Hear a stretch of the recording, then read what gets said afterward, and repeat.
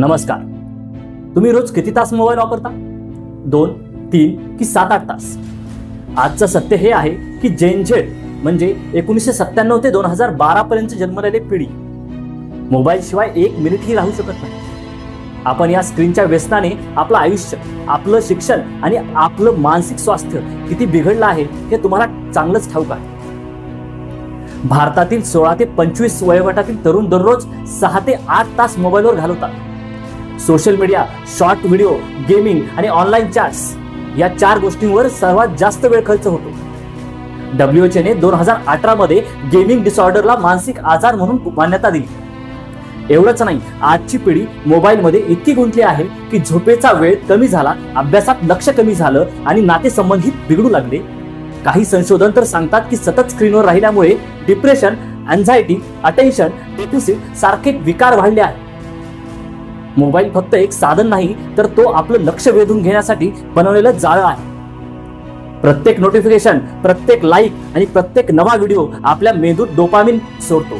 हा तोच केमिकल आहे जो ड्रग्स घेतल्यावर किंवा जुगार खेळल्यावर सोडला जातो. म्हणजेच मोबाईल म्हणजे कायदेशीर व्यसन. मोबाईल म्हणजे कायदेशीर व्यसन. सोशल मीडिया कंपनी आपल्या जास्तीत जास्त वेळ स्क्रोल करत ठेवण्यासाठीच अल्गोरिदम डिझाईन करत असते आणि आपण नकळत त्यांचे ग्राहक बनून जातो. शारीरिक आरोग्य, डोळ्यांचे आजार, मानदुखी, लठ्ठपणा. मानसिक आरोग्य, ताण, नैराश्य, एकटेपणा. सामाजिक जीवन, प्रत्यक्ष संवाद कमी, नाती कमकुवत होतात.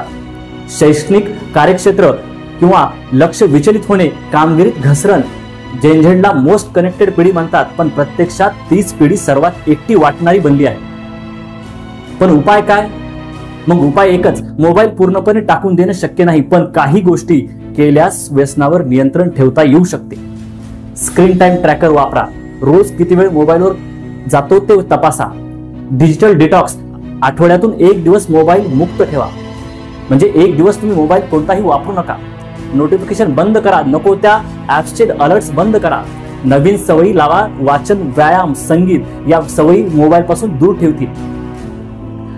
प्रोडक्टिव्ह वापर. मोबाईलचा वापर शिक्षणासाठी, शिकवण्यासाठी किंवा कामासाठी करा, फक्त मनोरंजनासाठी नाही. लक्षात ठेवा, मोबाईल तुमचं साधन आहे, तुम्ही त्याचे गुलाम नाही.